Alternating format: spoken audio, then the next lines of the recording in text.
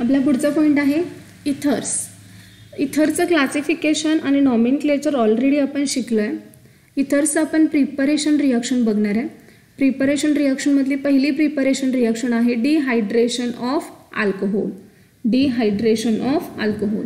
तर अल्कोहोलचं डिहायड्रेशन हे दोन प्रकारचं असतं. एक तर इंटरमॉलिक्युलर आणि दुसरं म्हणजे इंट्रामॉलिक्युलर.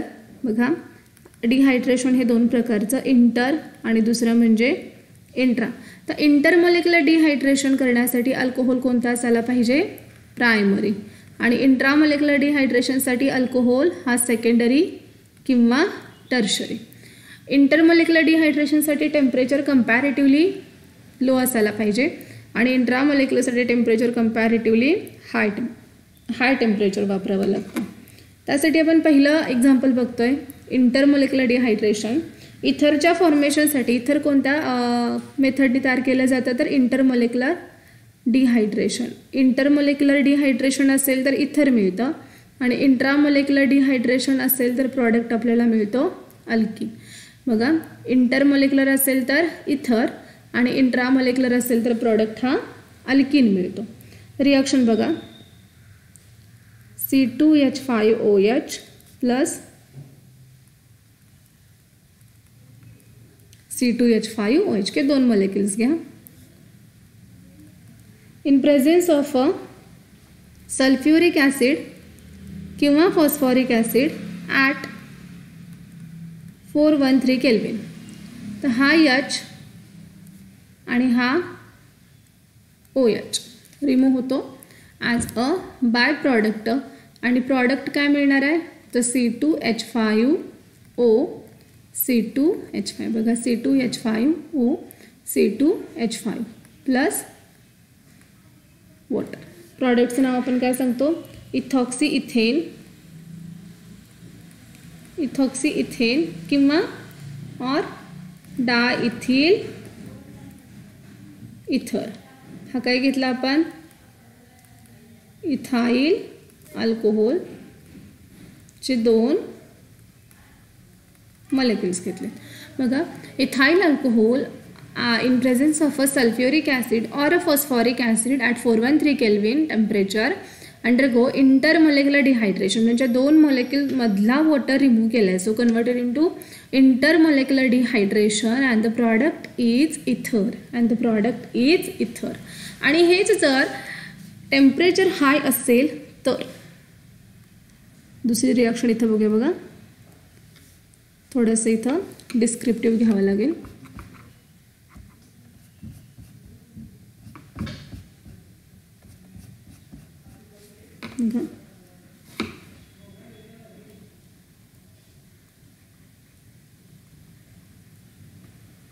CH3 CH2OH 8 ही रिॲक्शन आपण बघितलेली आहे. 443 kelvin in presence of a sulphuric acid. इथं काय होतं? तर अल्फा, हा कार्बन अल्फा आणि हा कार्बन बीटा. बीटा इलिमिनेशन होतं. अल्फा कार्बनचा OH आणि बीटा कार्बनचा H. बघा, अल्फा कार्बनचा OH आणि बीटा कार्बनचा H रिमूव्ह होतो.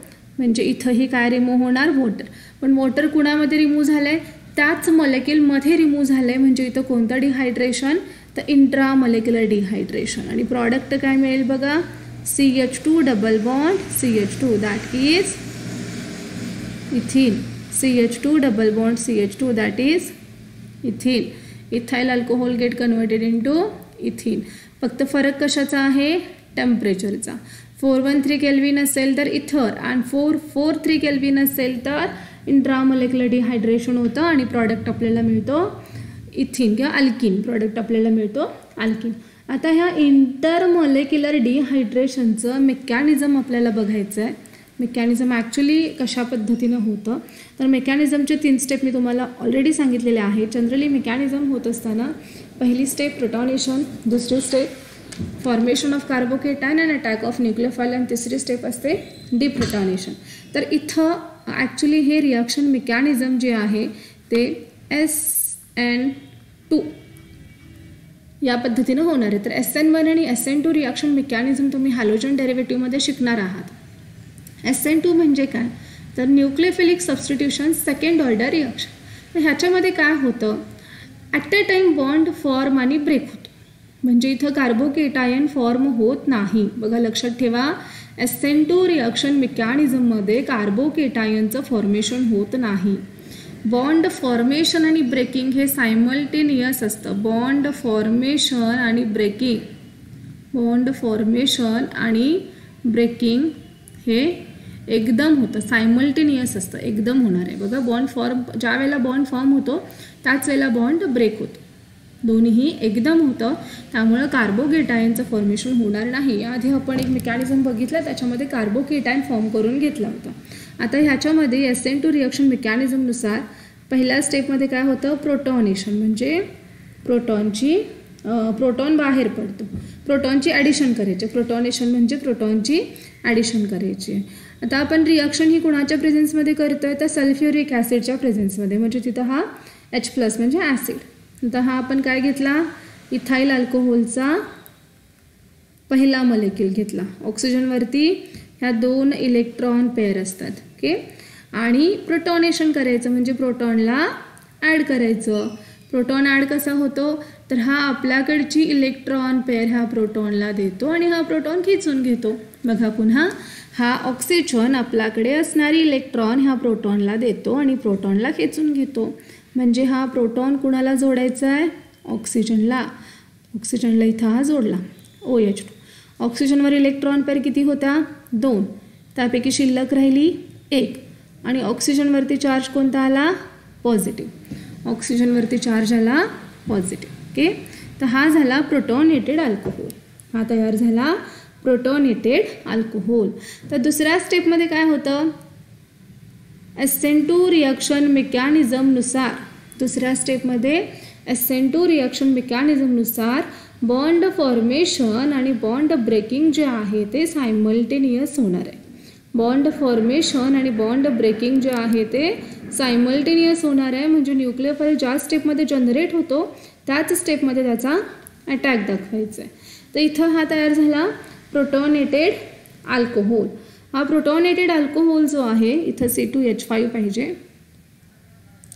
आणि दुसरा आपण काय केलं, दुसरा इथिल अल्कोहोलचा मॉलिक्यूल आहे, तो दुसरा इथिल अल्कोहोलचा मॉलिक्यूल इथं घेतला.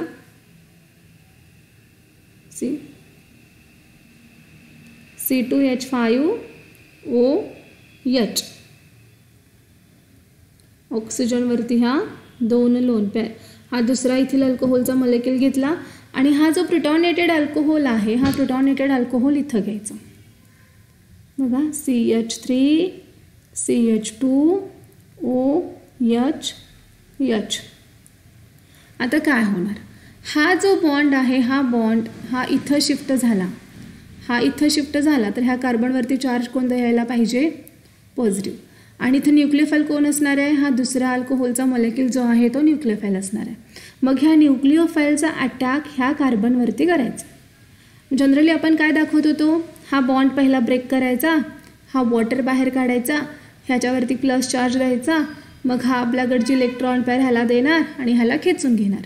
त्याच्याऐवजी इथं काय दाखवायचं आहे, ज्या वेळेला हा बॉन्ड फॉर्म होतो त्याच वेळेला हा ज्या वेळेला हा बॉन्ड ब्रेक होतो त्याच वेळेला हा बॉन्ड फॉर्म होतो. बघा एवढंच, अगदी सोपं आहे. हा बॉन्ड ब्रेक होणार म्हणजे ही इलेक्ट्रॉन पेअर ऑक्सिजनला मिळाली, हा इथून काय बाहेर पडला, वॉटर बाहेर पडला, मायनस ऑफ वॉटर म्हणूया, हा इथून वॉटर बाहेर पडला. आणि ज्या वेळेला हा बॉन्ड ब्रेक झाला त्याच वेळेला हा बॉन्ड फॉर्म करायचा. म्हणजे ही इलेक्ट्रॉन पेअर ह्या कार्बनवरती ह्या कार्बनला मिळाली, म्हणजे ह्या ऑक्सिजनला कोण जोडणार आहे, हा कार्बन. पुढचा प्रॉडक्ट बघा, हा C2H5 आहे तसा घेतला आपण, हा C2H5 घेतला, हा ऑक्सिजन आणि ऑक्सिजनला हा काय जोडला, हा हायड्रोजन आहे तो खाली घेतला. ऑक्सिजनवर लोन पेअर किती होत्या, 2.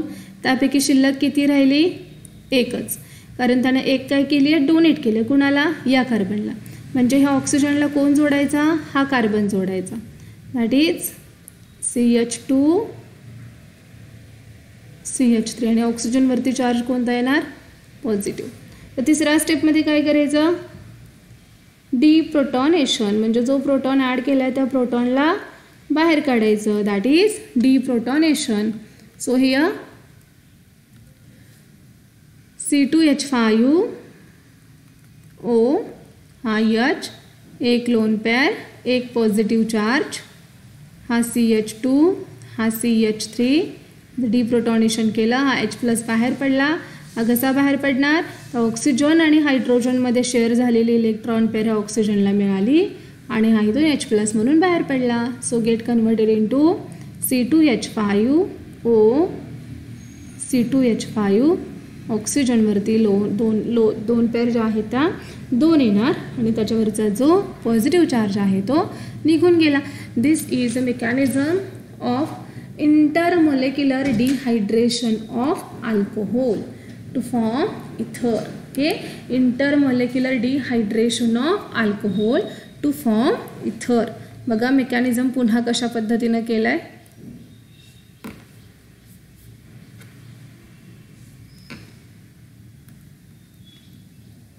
पहिल्या स्टेपमध्ये काय केलं, प्रोटॉनेशन. प्रोटॉनेशन म्हणजे काय, तर इथं प्रोटॉनला ॲड करायचं. हा ऑक्सिजन आपल्याकडची इलेक्ट्रॉन पेअर हा प्रोटॉनला देणार आणि तो प्रोटॉनला खेचून घेणार. So get converted into C2H5O, H आणि H. ऑक्सिजनवरती चार्ज कोणता आला, पॉझिटिव्ह. दुसऱ्या स्टेपमध्ये काय करायचं आहे, न्यूक्लिओफाईलचा अटॅक करायचा आहे. पण न्यूक्लिओफाईलचा अटॅक करत असताना रिॲक्शनचं मेकॅनिझम लक्षात ठेवायचं. SN2 टाईप ऑफ मेकॅनिझम आहे आणि SN2 म्हणजे बॉन्ड फॉर्मेशन आणि बॉन्ड ब्रेकिंग हे एकाच वेळेला होतं. त्यामुळे कार्बोकेटायन जनरेट होत नाही, इंटरमिजिएट जनरेट होत नाही. मग इथं काय केले बघा, ही जी इलेक्ट्रॉन पेअर आहे ती ऑक्सिजनला दिली म्हणजे वॉटर रिमूव्ह झाला आणि त्याच वेळेला ह्या न्यूक्लिओफाईलचा अटॅक ह्या कार्बनवरती करायचा. ह्या न्यूक्लिओफाईलचा अटॅक याच कार्बनवरती का, तर हा बॉन्ड ब्रेक झाल्यानंतर ह्याच्यावरती पॉझिटिव्ह चार्ज येऊ शकतो. त्यामुळं ही इलेक्ट्रॉन पेअर ह्या कार्बनवरती अटॅक करायची, ह्याला द्यायची आहे. कारण हा इलेक्ट्रॉन डेफिशियंट होणार, हा बॉन्ड इकडे ब्रेक झाला की हा इलेक्ट्रॉन डेफिशियंट होणार. सो C2H5O हा H खाली घेतला आणि CH2 CH3 याला जोडला. एक लोन पेअर राहिली, पॉझिटिव्ह चार्ज. तिसऱ्या स्टेपमध्ये काय करायचं, पहिल्या स्टेपमध्ये ज्या प्रोटॉनला ॲड केलं आहे त्याच प्रोटॉनला तिसऱ्या स्टेपमध्ये बाहेर काढायचं आहे. सो ही इलेक्ट्रॉन पेअर ऑक्सिजनवर शिफ्ट करा, त्याच्या 2 इलेक्ट्रॉन पेअर त्याच्यावरती आल्या, पॉझिटिव्ह चार्ज निघून गेला. So get converted into diethyl ether. This reaction is for intermolecular dehydration of alcohol. त्यानंतरची पुढची रिॲक्शन आहे Williamson's synthesis. Okay, Williamson's synthesis. पहिले आपण बघितले dehydration of alcohol for the formation of ether. दुसरी बघायची आहे Williamson synthesis, very important reaction, Williamson's synthesis. Williamson synthesis. This reaction is used for the simple as well as mixed ether. Simple आणि mixed इथर form करण्यासाठी या मेथडचा वापर केला जातो. कारण ही मघाची जी मेथड होती ती मेथड फॉर्म करण्यासाठी प्रिपरेशन ऑफ इथर that is dehydration of alcohol he method फक्त सिमेट्रिकल इथरच्या प्रिपरेशनसाठी वापरली जाते. आणि सिमेट्रिकल इथर कोणापासूनचे, तर प्रायमरी अल्कोहोलपासून. प्रायमरी अल्कोहोलपासून सिमेट्रिकल इथर. सिमेट्रिकल म्हणजे काय, तर इथं हे दोन्हीही अल्किल ग्रुप जे आहेत ते सिमिलर ज्याच्यामध्ये असतात असे इथर बनवण्यासाठी या मेथडचा वापर केला जातो. पण पुढची जी मेथड आहे विलियमसन सिंथेसिस, या मेथडमध्ये सिमेट्रिकल म्हणजे सिंपल आणि मिक्स्ड हे दोन्हीही बनवता येतात. सिंपल अँड मिक्स्ड इथरच्या प्रिपरेशनसाठी ह्या मेथडचा वापर केला जातो. This method is in this method alkyl halide is treated with a sodium alkoxide. आणि ह्याही मेथडचं मेकॅनिझम जे आहे ते SN2 टाईप ऑफ मेकॅनिझम आहे. आणखीन एक गोष्ट SN2च्या बाबतीत लक्षात ठेवायची, पहिली गोष्ट काय सांगितली, बॉन्ड फॉर्मेशन आणि बॉन्ड ब्रेकिंग हे एकाच वेळेला होतात, सायमल्टेनियस होतात. आणि दुसरी गोष्ट कोणती की जे अल्किल हालाइड ह्या रिॲक्शनमध्ये आपण वापरणार आहे तो अल्किल हालाइड कसा असायला पाहिजे, primary alkyl halide. Primary alkyl हालाइडची रिॲक्टिव्हिटी जी आहे ती SN2 रिॲक्शनसाठी खूप जास्त असते. त्यामुळे अल्किल हालाइड जो आहे तो कसा असायला पाहिजे, प्रायमरी. आता ह्याच्यामध्ये काय होतं, रिॲक्शन ॲक्च्युली कशी होते बघा, तर alkyl halide plus sodium alkoxide. Alkyl halide plus sodium alkoxide. तर हा X आणि हा Na रिमूव्ह होणार, converted into ROR, that is ether plus NaX. R and इथं R डॅश म्हणूया, हवं तर R डॅश म्हणूया. R and R dash may be same, may be different. इथं बघा हा C2H5Cl प्लस NaOCH3 सोडियम मिथॉक्साइड घेतला. This is known as sodium methoxide. This is known as ethyl chloride.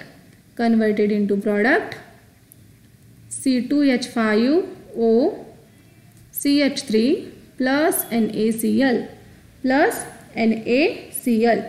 आता इथं अल्कॉक्साइड जो वापरला आहे तो अरिल असेल तरी चालणार आहे, अरिल असेल तरी चालणार आहे. म्हणजे बघा रिॲक्शन कशी होईल. या C2H5Cl प्लस NaOAr. AR म्हणण्याऐवजी जर आपण इथं रिंग वापरली तरी चालेल. सोडियम फिनॉक्साइड घ्या, चालेल.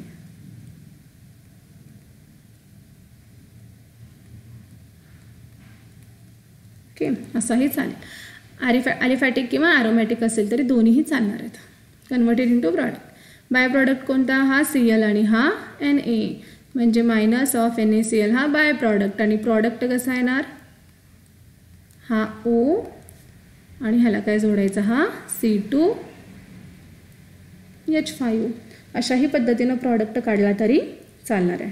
तर या रिॲक्शनचं मेकॅनिझम कोणतं सांगितलं, SN2 मेकॅनिझम. मग जर समजा इथं दोन रिॲक्टंट आहेत, कोणते, अल्किल हलाइड एक आहे, अल्किल हलाइड एक आहे आणि दुसरा कोणता आहे, अल्कॉक्साइड. हा झाला अल्किल हलाइड आणि हा झाला अल्कॉक्साइड. इथं हा घेतला आपण मिथॉक्साइड घेतला, सोडियम मिथॉक्साइड घेतला. इथं घेतला आपण सोडियम फिनॉक्साइड. मग जर समजा ह्या दोन्हीपैकी एक रिॲक्टंट प्रायमरी आणि एक रिॲक्टंट टर्शरी असेल तर कोण प्रायमरी आणि कोण टर्शरी. रिॲक्शन कोणती सांगितली, SN2. SN2 रिॲक्शन मेकॅनिझम हे कोणत्या अल्किल हलाइडसाठी फेवरेबल आहे, तर प्रायमरी. म्हणून अल्किल हलाइड हा कोणता असायला पाहिजे, प्रायमरी. जर दोन्ही प्रायमरी असतील तरी चालणार आहे, पण एक प्रायमरी आणि एक सेकंडरी किंवा टर्शरी म्हटलं तर प्रायमरी हा मस्ट कोण असायला पाहिजे, अल्किल हलाइडच, हाच प्रायमरी असायला पाहिजे. आणि अल्कॉक्साइड हा सेकंडरी किंवा tertiary. Alkyl halide primary, alkoxide primary असेल तरी चालणार आहे, पण अल्किल हलाइड हा प्रायमरी आणि अल्किल हलाइड हा प्रायमरीच असणार आहे. आणि अल्कॉक्साइड जो आहे तो प्रायमरी असेल किंवा सेकंडरी असेल किंवा टर्शरी असेल तरी चालतं. बघा दुसरं स्टेटमेंट काय सांगितलं, अल्किल हलाइड हा मस्ट कसा असायला पाहिजे, प्रायमरीच. आणि अल्कॉक्साइड हा प्रायमरी किंवा सेकंडरी किंवा टर्शरी कोणताही असेल तरी चालणार आहे. म्हणजे बघा जर तुम्हाला सांगितलं की रिॲक्शन करत असताना हा अल्किल हलाइड CH3Br घेतला आणि अल्कॉक्साइड घेताना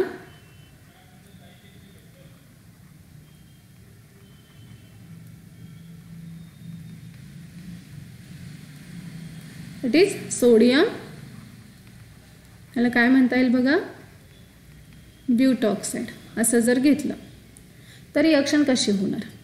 SN2 रिॲक्शन मेकॅनिझमच्या बाबतीत आणखीन एक गोष्ट, दोन आपण बघितल्या, बॉन्ड फॉर्मेशन आणि बॉन्ड ब्रेकिंग एकदम होतात, एक झालं. दुसरे काय बघितलं, अल्किल हलाइड हा कोणता असायला पाहिजे, प्रायमरीच असायला पाहिजे.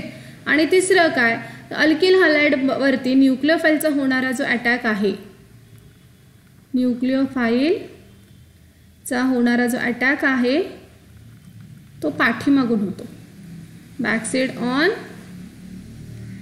Primary alkyl halide. Okay, backside म्हणजे न्यूक्लिओफाईलचा अटॅक जो आहे तो अल्किल हलाइडवरती कुठून होतो, तर पाठीमागच्या बाजूने होतो. आता इथं हा घेतला अल्किल हलाइड, हा घेतला आपण अल्कॉक्साइड. आता हा न्यूक्लिओफाईल कोण आहे ह्याच्यातला, आधी आपल्याला न्यूक्लिओफाईल ओळखता आला पाहिजे. तर न्यूक्लिओफाईल कोण आहे, तर हा बॉन्ड इथून ब्रेक होणार, म्हणजे न्यूक्लिओफाईल कोण आहे बघा, हा जो आहे हा न्यूक्लियोफाइल आहे. ओके. आणि हा न्यूक्लियोफाइलचा अटॅक कुणावरती होणार तर ह्या कार्बनवरती होणार. कुठल्या बाजूनी पाठीमागच्या बाजूने. मग त्यासाठी आपल्याला काय करायला पाहिजे हा बॉन्ड ब्रेक करायला पाहिजे. तर हा बॉन्ड ज्या वेळेला ब्रेक होतो त्याच वेळेला हा बॉन्ड फॉर्म होतो. हेच करायचं आहे.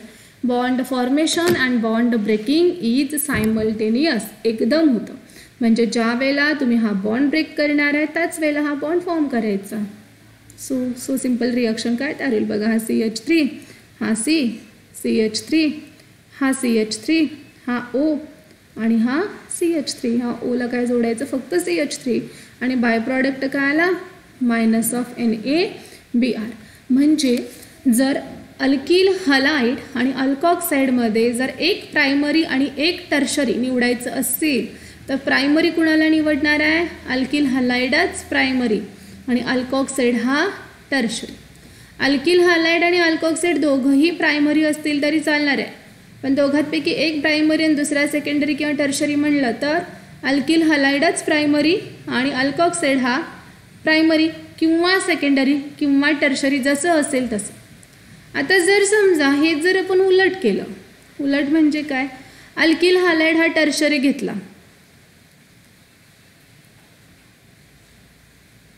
ओके. हा टर्शरी घेतला आणि अल्कॉक्साइड हा प्रायमरी घेतला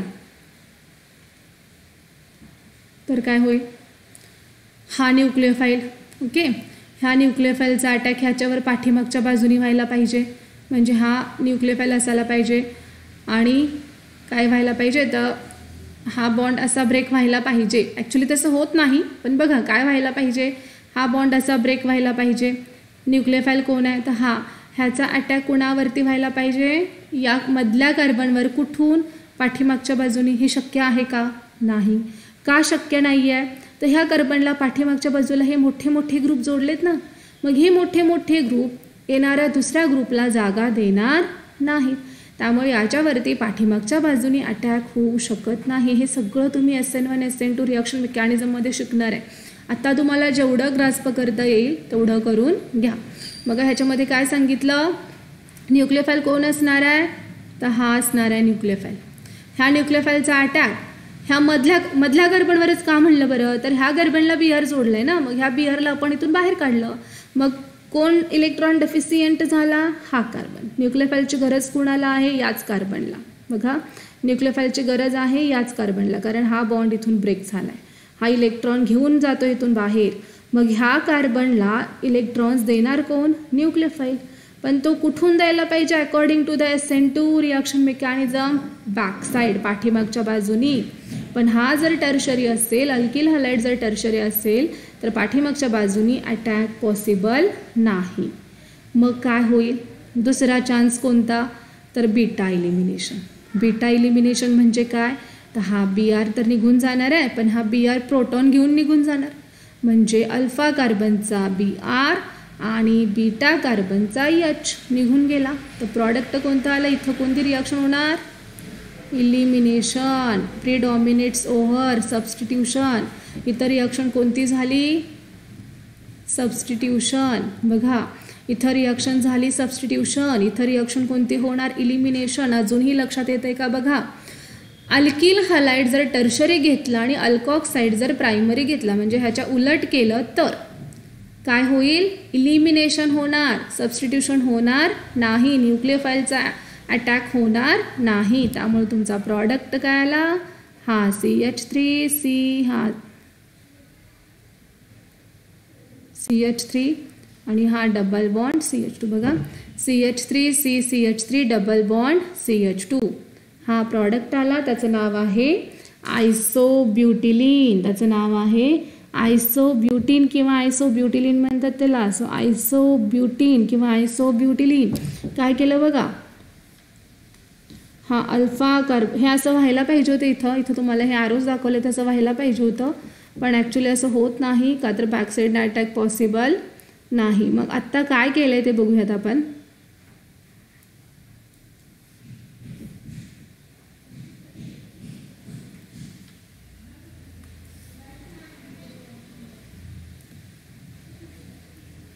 ठीक आहे. हा अल्फा कार्बन आहे, सो अल्फा कार्बनचा हा Br काढून टाकला आणि बीटा कार्बनचा हा CH2H घेतलं मी इथं, एक हायड्रोजन म्हणजे HBr काढून टाकला आणि इथं बॉन्ड कोणता येणार, डबल बॉन्ड. सो हा एक आपल्याला आयसोब्युटीन मिळाला. प्लस हा CH3 घेतला इथं आपण म्हटल्यावरती आपला प्रॉडक्ट मिळणार हा CH3OH.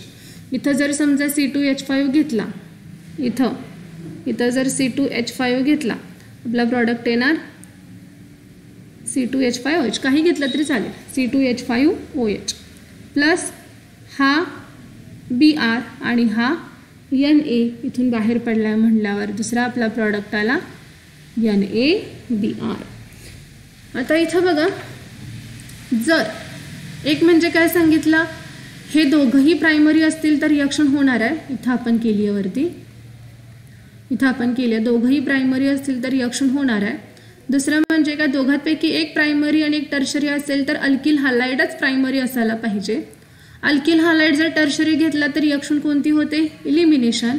आणि अरिल हॅलाइड इथं रिॲक्शन दाखवतच नाहीत. अरिल हॅलाइड हे रिॲक्शन दाखवत नाहीत. Aryl halide do not give Williamson's synthesis reaction. Aryl halide do not give Williamson's synthesis reaction. तर या ठिकाणी इथरच्या प्रिपरेशन मेथड संपलेल्या आहेत. पुढच्या लेक्चरला आपण फिजिकल प्रॉपर्टीज बघूयात.